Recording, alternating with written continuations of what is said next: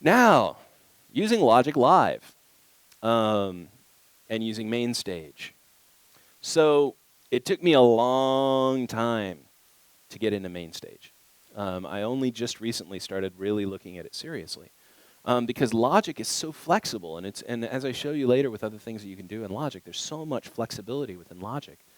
I was like, why do I want to? I feel a little limited in MainStage. I feel like in MainStage I don't have the same capability and power and flexibility as I do in Logic. Well, let me give you a couple of examples. We're going to talk about using Logic first. Now we're going to talk about my first implementation of using MainStage, and then we'll talk about one of the people who watches my YouTube channel wrote me in and he gave me this great question. And is one of my favorite things. I shouldn't even say this though, because now I'm going to get inundated with emails of like, "Hey, can you make it do this?" You know, I've got to try to keep that down to a minimum, or else I'm going to, want to off myself. But sometimes I get a challenge that's so interesting and cool, I gotta try it. And this was one that I will definitely use. It's something that I'm going to actively use in my composition. I just thought it was cool. So that's Casper's question. We'll get to that later. So let's talk a little bit about how I used Logic with MARROW. MARROW is a group that I've been playing with for a long time now. We actually all met at Frank's place. And we do kind of this industrial rock thing. We also do, we're doing this kind of electro thing now. Playing live was a real challenge. We originally used live musicians and all this other stuff, but then we kind of kept paring it down so that we could be very flexible and play in any location and still know that our sound was going to be fairly good. And if the guitarist didn't show up, we had a stem for them, then we just hit play on the guitar guy in our session, and there he goes. Just a way that we could remain really flexible because they were going to go tour on the East Coast. I wasn't able to go on the East Coast tour, but they went on to tour the East Coast, and we did a lot of runs here in San Francisco and around California to get this working well, so that they went to the East Coast. I think they played 28 different shows, and it worked well. It ended up working. So it was kind of this battle-tested, using Logic Live. And what's funny is when you look at the actual session, which I'll bring up now,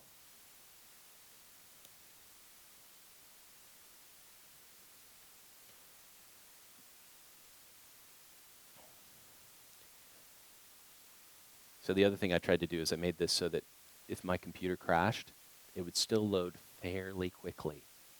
But as you'll see, it's a pretty massive session, and I'm loading it off my internal drive. Yeah. It was fun. Yeah, that place is an institution. I mean, Was that? No, this is in Oakland. It's where a lot of punk bands get their start. Or did I say Berkeley? Did I say Oakland? It's because I'm from Oaktown. No, it's in Berkeley. It's totally in Berkeley. Oh my God, people, please don't hate. All right. So as you see, look at this session. I mean, just look at it. There's audio stems. There's instruments. There's regions all over the place. It's like, you're going to trust this live? Are you kidding me? Not only that, look at all those tempo changes. Holy smack. I just made up a term. Anyway, this is nuts. It worked very well. This is a whole set. This basically is more than a whole set. This is essentially any song, if they call a tune, you can just, okay, let's do Closer. Okay, we're doing Closer. Okay, let's do Stop. And now, keep in mind, there was a fella, Travis, was going to be playing keyboards. And he needed to remember stuff because he was learning this all very quickly before going to New York to play. Well, he had a marker list open that any marker he went to showed him the key changes and gave him notes so that he always remembered where he was and what he was doing. You clever SOB, you. Hey, man, the marker notes were actually Travis's implementation. So I created all the markers, but then he said, oh, wait a minute. Well, if I have the marker list open, why don't I just... So yeah, I mean, this is essentially, the whole point behind this setup was, how do we make a live Logic session that, you know, gives us as much as we can, you know, as much information as we possibly can. You guys, anybody who's played live, you know how much can go wrong, or what you're going to forget, or how many beers you drank before you went on stage, you know. Of course, I'd have drank beer before I went on stage, because I always had to remake, no. But,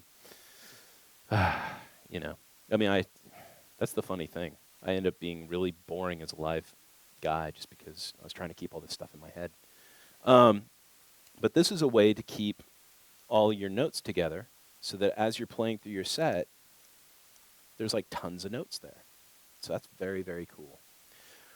You notice at the top, there are 4 tracks.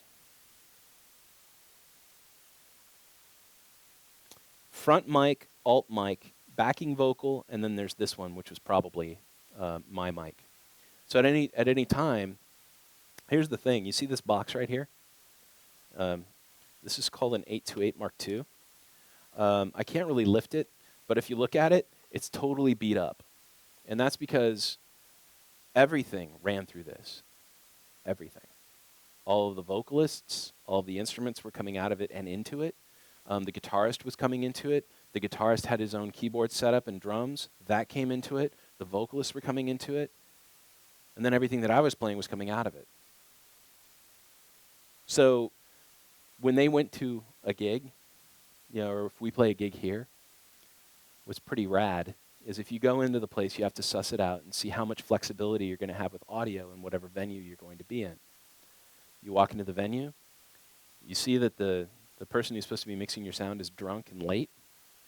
You're looking around, you're like, and they come up and they're like, hi, what do you need? You're like, these?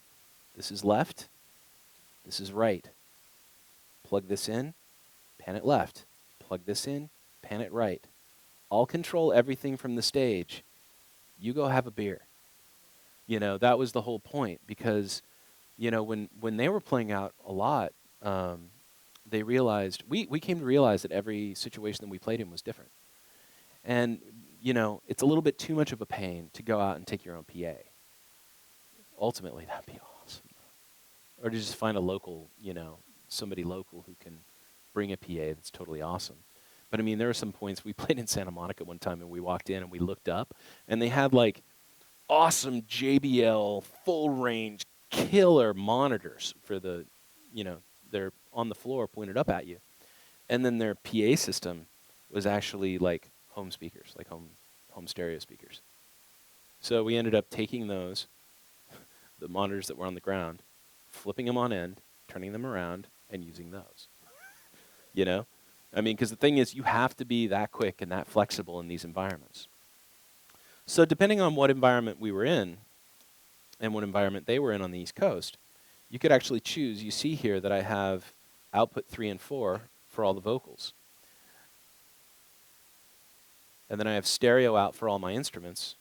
And then down here, we have the stems for the songs, backing tracks, just in case. Those could all be sent out their own outputs as well. Like basically, you had the flexibility before a show started to say, okay, we're not going to have any flexibility, so everything's going out the main out, and I'm just going to deal with it, right? Or you could say, oh, this guy's really good. He's got an awesome, you know, venue console. Let's give him all 8 channels. Hell, let's give him 12. We'll give him digital channels as well if he's got them. So it's this really nice way that we were using Logic Live to be very flexible in different situations. You'll notice that there's actual track automation modes turned to read on some of these backing tracks. That's because there are rough volumes that in any venue, you can go in and listen and you'll be like, you know what, if I have a kick drum with like all the low end that I had in there, it's gonna be wrong. So you can go in and you could adjust that in your automation track. And occasionally I would. Everything's color coded. I like to use color coding. I even have pink in there. Isn't that cute? Um, so the way I had it organized was all the vocalists are on top, so I can get to them quickly and easily to make quick changes. All of the instruments for all of the songs, the instruments are named by song. So these are the instruments I use. This is the instrument I use for You Brought It Upon Yourself, Forgiveness. This is another Forgiveness synth. I use this on a different laptop, so there might be slight discrepancies in the setup. And if I went to something like Use Me Bass, I would turn both of these on, and then I would have this layered kind of.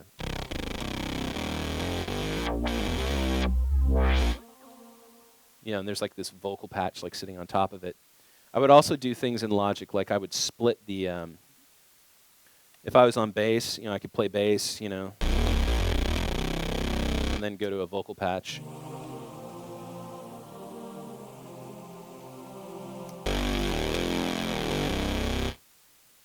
So, I'd be switching around a lot.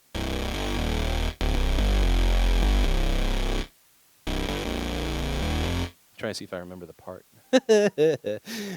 Jeremy's probably watching this right now going, Gah! But there you go. And then I had, like Sad Young Men, I had strings. Oh, this was actually, I can't play it on this keyboard. It was a split that I made where I'm playing bass in the left hand and strings in the right, and then had the mod wheel set up so that I could actually, I had some expression going on. And what's really neat about Logic is the way that it allocates its resources when you play live. First of all, I'm using mostly Logic synths. I'm not using any third-party synths because I want to make sure that the CPU is getting everything it can. I want to make sure the RAM is getting used the most efficient way possible. And the way to do that was just to use all Logic synths. And if you have a synth that you really like, that maybe it's an outboard synth, maybe it's an external synthesizer that you want to use live, there are programs that will actually sample that synth for you and turn it into an EXS24 instrument. Auto Sampler from Redmatica is fantastic. It's like pretty awesome. It basically, you sit there, you set it up, and then you hit go, and then you go and you like have coffee and get lunch, and you come back and there's this EXS24 instrument sitting there that sounds like your Moog or whatever. It's pretty interesting. It's called Auto Sampler. It's from a company called Redmatica. So, any of these, I could just go to a song and hit play. And I have the backing tracks on right now.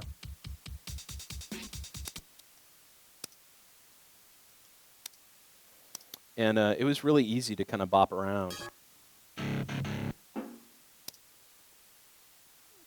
And that's kind of how I used Logic Live for a long time. I also have a Logic control surface that I tried to incorporate early on, but then I ended up going like, okay, I set up the computer and the keyboard and the Logic control, and after a while I just kept stripping down. So it's just like computer, keyboard, go, Because ultimately you find live that you don't want to be hauling a whole bunch of gear with you if you can. Unlike today where that's kind of the reason I love this little guy, is I'm going to show you some ways that I use this in the main stage context where I squeeze more out of it than is available to me right there. But this is essentially how I would use Logic Live. Now, all of these tempo changes, the tempos are the tempos of the song, and the reason I did that is I have delays, I have tape delays and stereo delays that I have automatable using a knob that I could kick it up and down a little bit, and they're all timed to the song, so that everything is following the tempo that I have set here. So that was pretty cool. Had its own internal reverb. Every person had their own set of, there are different effects for each song. I had those set up on my Axiom, which I don't have right now. But essentially, the knobs on my Axiom, if I turn the top two, that would do the top two sends, and the bottom two would be 3 and 4. So, and then on my Axiom, I had the faders set up so that the faders were controlling the main stem mix that I had going on and the vocals. So that was kind of my Logic setup, and it worked really well for a long time. What ended up happening, though, was as we started playing more shows, I started to realize that I was doing less playing and I was doing more engineering. So I kind of had a decision to make. It was like either I play all of the parts, which are actually kind of hard, and do the engineering, or I had to kind of strip it down and do a couple very select parts and do, do all of the live effects and things to the vocalists and process them and make sure that our mix was sounding good. So that's when I ultimately started to leave Logic and start looking towards MainStage as being a potential solution for what we were working on. And MainStage ended up working pretty well for what we did. We ended up having a couple of backing tracks playing, and then we would have the backing tracks going either from whatever backing tracks we needed, depending on our configuration at the time, were burned, and then we had visuals, and then we had a pretty elaborate setup, and then I had these live effects that I wanted to be able to trigger live and have them. We even had we took some contact mics. And we actually had the ability where if somebody like slapped their shoulder, it would like trigger a delay. Yeah, that was really fun. I'll have to make a video about that sometime. There's already videos on it on the net. But these old piezoelectric transducers that when you slap them, they send a signal into MainStage, and then, you have to use a MIDI to CV converter. Anyway, CV to MIDI converter. Anyway, totally off subject. But that's when I started moving from Logic to MainStage and trying to look into MainStage and see how it could benefit me and make me feel like, I had to kind of come to grips that I'd be doing less playing. I'd be playing really important parts, but I had to do less of that and focus more on the overall sound. Because that's where I felt we were really getting screwed over. It's like our overall sound when we would go and play live. So I'm going to close this up, unless you guys had any extra questions on this or anything else. Okay. It says, what about using guitar only Logic's amp simulations? What about using guitar only Logic's amp simulations? What do I think of it? I like their new. What he's talking about is Amp Designer. And so if I go to an audio track down here, let me see if I'm not using. Yeah, I'm not using it. There's this plugin called Amp Designer. This is new in Logic 9. And I actually think it's really rad. The thing is, I hardly ever use it for guitar. I run drum loops through it. I run vocals through it. I run backing tracks. I run all kinds of stuff through it. But I don't generally use it for guitar. I actually recently got a chance to use it on guitar, and it sounded good when you have a very good, clean guitar tone. Unfortunately, me being mostly a piano guy, and keyboard guy, I go and I find guitarists, and usually they have their own tone dialed, and they just go to town. But what's interesting is I've worked with a couple of guitarists recently that have gotten into really tweaking this plugin and getting it to sound very, very, very good. The way this plugin generally works, I can just hit this really quick, is that you can do combos on the left-hand side here. You have your amp, which is the head, and then you have your cabinet, which is over here. Now you'll notice that when I went over this area, it shows me the speaker, and this is actually your mic placement on the speaker. So ribbon mic, dynamic mic, it's your 57, condenser mic, it's a U87. God, wouldn't that be nice? And then when you change cabinets, it's kind of cool because it gives you a very good visual representation of what those cabinets look like. And then you have your amps. And what I kind of like is that, let's say that I got my setting here and it was kind of close, right? If I change my amps, it remembers the settings. It's kind of hard to see on this amp, but the settings are the same. It's just a different head. So that way you can flip between your different models and get the tone that you want. You can get close with one model and it's like, oh, if I just used a different head, it would be so much better. Switch the head. Yeah.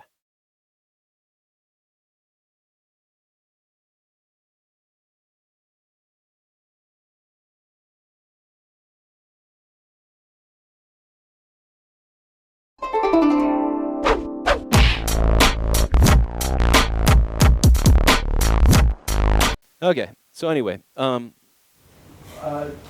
do you have a specific buffer size that you use when you're running that live? that's a killer question, right? Because I mean, that's really, your buffer size in Logic determines how well something is going to perform. So again, that's guitar amp in a nutshell for the fella online. There's also pedal board, but I don't want to get into that right now. It's a similar sort of thing, but it uses pedals. Buffer settings. In this case, if I was using this live, I would try to get away with 256.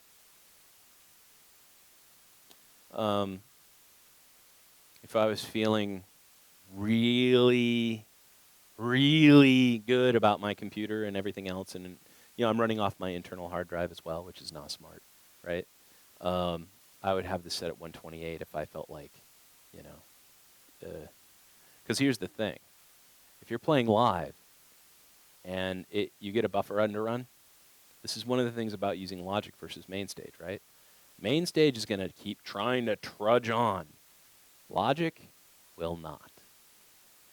Now, I've had some problems happen. I always have what I call the, trying to see, how can I do this PG? The OS CD, right? So, not OS like operating system. I'm talking OS like, right? And the CD is sitting in the background, or maybe it's an iTunes playlist, and it's like, if something goes down, I'm like, boom, and then the song starts, and it's like, oh, okay. So I've always got, because I don't trust technology that much. I'm still going to have a backup plan. But if I was feeling really good about my computer, and if I tested it for like a whole evening at 128 and it was cool, I would use it at 128. Typically, though, you would test. Yeah. Oh. Yeah, you test it always. Yeah, well, that's what rehearsals are, right? I mean, we would always rehearse like we're going to perform. Like to the point of where, I mean, they're really meticulous. I mean, Aaron and Jeremy get down to like blocking and who's going to move when and what's going to happen. They're very, very meticulous. So they will give me no quarter. I mean, it's funny because everything is falling to me technically, as far as like how the system is going to run. But if you're the guy, you're the guy, and that's your responsibility. So I can't make any excuses if we're like playing live and all of a sudden, I don't want to be on the, I don't want to be on the end of that thing, So anyway, yeah, 256 is playable. The other thing too is that they're running into it, and if you go any higher than 256, the vocalists will want to kill you. 128 like is a lot more natural and doesn't feel as strange. Other ways that I get around for keyboards and stuff like that, 256 is totally playable. Unless you're playing prog rock or something, because you're like, and it's like, it's so slow. Oh my God, it's sad. If you're like Jordan Rudess. Yeah, no problem. No problem. Not at 256, you'll be okay with a Montuno. Well, it depends who you're playing with. Anyway, some people will hear that 6 seconds of latency, Where was I? Yes, I was talking about the keyboard. I was going to MainStage. Am I going to MainStage now? Yes, I am. Okay, there we go. So now, unfortunately, I don't have my my Axiom hooked up. I have an Axiom 61 that I use live, but I can show you all of the stuff that's hooked in and kind of show you how I sort of approached it philosophically. Okay. So anyway, what I've done, just for people who are going to watch this later, I've opened up the MARROW live set, and I'm talking a little bit about MainStage. So this was the initial way that I used MainStage, and if you look at it, I've got 8 drum pads, because I was using an Axiom like the ones that we have over there. There are 8 drum pads, there are 8 knobs, there are 9 sliders, there are 9 buttons, and then I have transport buttons. Now, here's the philosophy of MainStage. Basically, the concert level, things that are at the concert level will happen no matter what patch you're in, no matter what song you're in, no matter what's going on. The concert stuff is always there, okay? So in this case, I had these assigned to be mutes for the vocals, so that if that happened, I would just hit the drum pads and it would mute all the mics, okay? So I had the ability to mute and unmute channels. And what I had is at the concert level, I had a Aaron clean, Aaron distorted, Jeremy clean, Jeremy distorted, David clean, David distorted, Daniel clean, Daniel distorted. Okay, that was the 8 pads. Now, the knobs I do not have defined at a concert level because I wanted the knobs to change their meaning for every song I was in. Sometimes these are going to be doing like delays and reverb sends. Sometimes they may be filters on an EXS24. Okay? So the point is, the concert level, they're available in every patch. Like, no matter where you are in your set, like, those things are available. Now, I come here, and this is for, there is no reason, so it's an opener. And it's got an automatic setting here for their reverb sends. The mics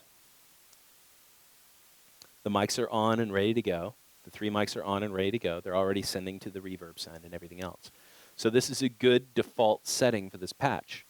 Now on the faders, I had 2 faders that were doing sort of delays, so I was able to feed delays, and I had distortion, because I realized, actually by this set, I realized that if I just had a distortion mic, and I just kicked on the distortion mic, if you don't know exactly what their system is like, guess what you get? A howling feedback monstrosity. So what I ended up doing is I ended up having their dry vocal and then being able to mix in the distorted vocal using a fader, and that worked much better. So as I go through here, I've got this, I've got Use Me, I've got Out on a Limb. And these are all just basic settings. And at this specific gig, I think I was just engineering. Yeah, we were just using all backing tracks. So I was using this just as a control to engineer for them, and I wasn't actually playing at this gig. So I'm just mixing their vocals, and I'm muting and unmuting mics. I'm triggering the backing tracks, and I'm actually feeding distortions and reverbs. Just a lot of live effects stuff. But then when we got down here, this ends up being this whole... I was messing around with this plugin called Playback that had the ability to... I could trigger different pieces of audio as if they were tape loops. And I was like, oh, that's kind of cool. Now this one's not set because I'm in the wrong user set. But I essentially had the ability to not only play instruments, but also have backing tracks playing and everything else. And I thought that was pretty compelling. And this was my first foray into trying to use MainStage as a sort of live generative music machine. And it was so compelling that, I was close, but it wasn't working exactly the way that I wanted it to work. So what I decided to do was stay up for 3 days and just really grok MainStage, just really understand it, because the rest of these are just vocals and stuff, you know, whatever. So at home, I took my beat up old Oxygen 8, so it's very limited. You know, the keyboard is very limited. You know, got like 8 knobs, you know, 25 keys. And then I have this thing a friend of mine was lending me called an iControl. And it's basically, it was kind of made originally for GarageBand. And it's got just some buttons and some knobs, right?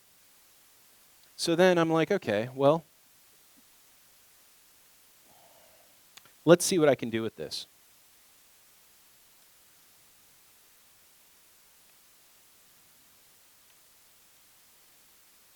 So I started with a blank starter MainStage setup. And the philosophy behind MainStage is that first you want to do your layout, okay? So I'm going to go to my layout and I say, I have 8 knobs, right? I want to use these 8 knobs. So down below, I go to All Controls, and there's this little thing that says Knobs, and look, it's got 8 already made for me. Now all I do is I click on a knob, and over here hit Learn. And I go twist, twist, twist, twist. And you just got to make sure that, no, this thing is very old, and I think it's actually sending some data that I don't want. But I'll deal. So basically, I just touch the knob, and then I just move the knob on the controller that I'm using.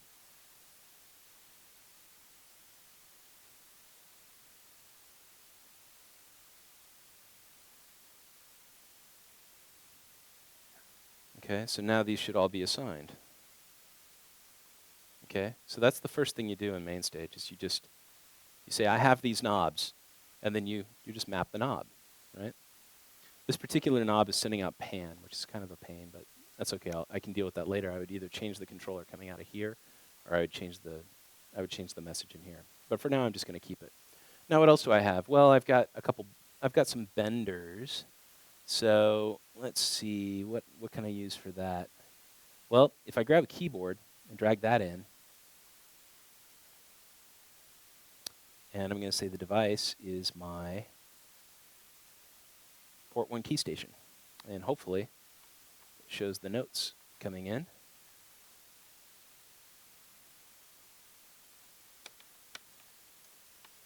I'm too low for the keyboard, I think. Yeah, there we go. Now I'm starting to see the keys move, which tells me I am correct. Okay, there we go. Now the eye control is over here, and it's on a different port. But main stage doesn't care. If it sees it, it just goes with it. So I have 1, 2, 3, 4, 5, 6, 7, 8. I have 8 knobs. So hey, why not another, bank of 8 knobs? Click on the knob, go to Learn, twist the knob. Click, twist, click, twist, click, twist, so on and so forth.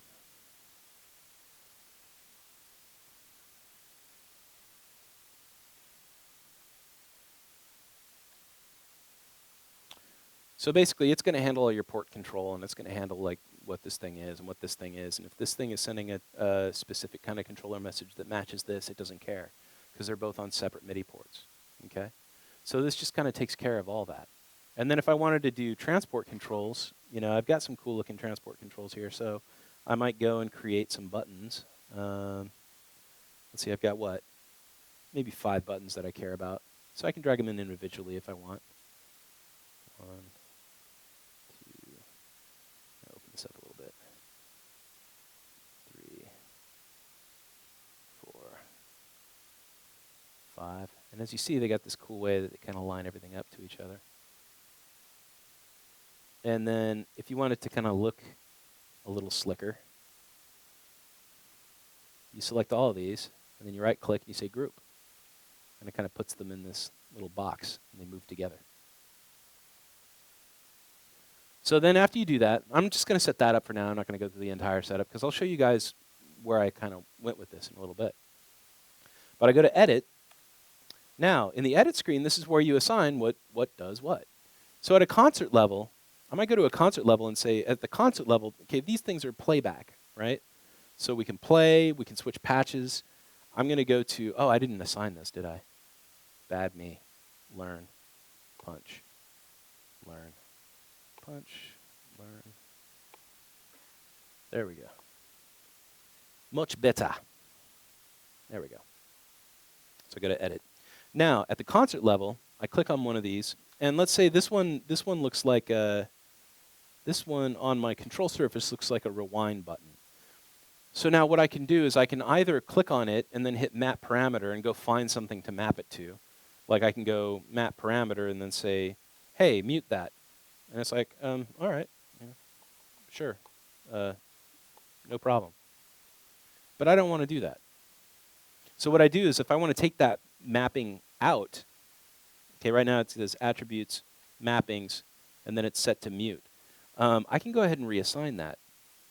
So instead of mute, I'm going to get actions. So actions are main stage centric actions. And I'm going to say, hey, you know what? This little rewind button is going to be the previous patch button. And this button is going to be under actions, next patch. And that center button, that's going to be play. So play starts main stage's clock, okay? Now, you can either have a concert clock, which is a tempo for everything, or in each individual patch, you can have a tempo for each song, which is probably what you're going to do, right? You're going to have a different tempo for each song. That would be at a patch level. So basically, if you have to make a setting that's specific for a song in your set, that's going to be part of your patch settings. If you're doing something overall that you need access to from everything, that's going to be at your concert level. Okay, so assign those. That's fine. Then if I want to, I can start assigning these knobs here. I can go, map parameter, and in my patch setting, I've got a Rhodes piano. And I can say, maybe I'll have these two knobs. This one mapped to reverb. This one mapped to delay. That's cool. And then, no, I'm not hearing any. There we go. I'm not hearing any sound though. Let me go to the layer editor of this thing.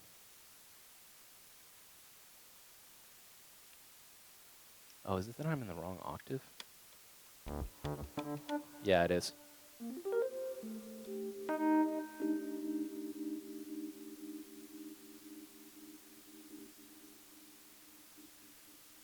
Unfortunately, the range looks a little jacked up on this. So I'm going to go back to layout. I'm going to check this out.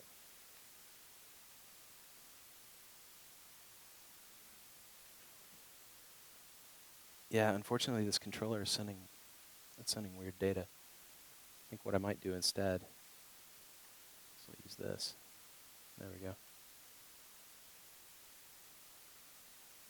And then click there, mappings. That's mapped to reverb.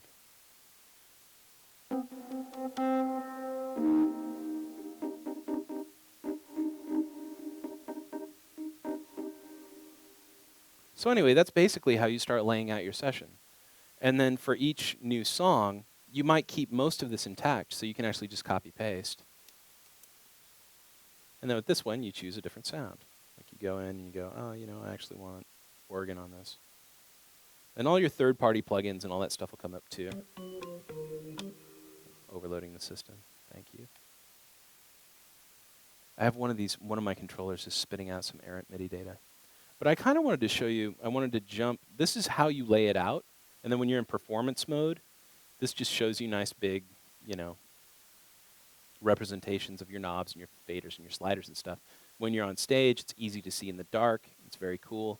My ultimate goal eventually, when I have everything set up, is to have this set up in such a way that I don't even have to have the computer on stage with me. Like, you see controllers, but you don't see, it doesn't look like I'm checking my email, Because that's the problem that we have these days using, doing electronic music, is that a lot of us still have to mouse around to get stuff to happen. And the less you mouse around and the less people see the screen in front of you lighting up your face, because all of a sudden, here's your wall between you and your audience, right? And how many laptop DJs do you see where they look like this? It's like, you better hope you're not going to go balding early, man, because it's not good. Not that I am. I'm still, just kidding. So anyway, as I started getting deeper and deeper into this, I decided that I was going to try and use loop back and playback and use all these things to get a setup that might be able to be a way that I could generate music and look at the screen less.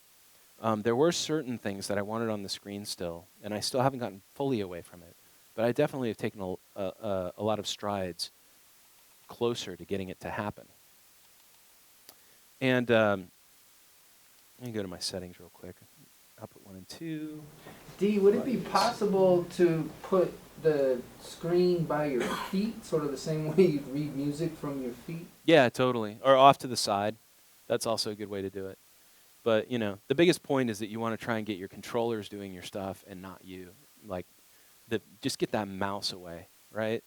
Mouses and trackpads, those are just death to live music stuff, I think. I mean, there are some people that can be compelling live and have a laptop and do things really compellingly. And I've done a lot of shows with a laptop, and I've done music videos that have a laptop, and I think they look cool, but that's because we stylized the laptop and did all this stuff and used special stands that make things look a certain way. So, and that's Aaron and Jeremy, once again. So, because they're so stylish. They really are.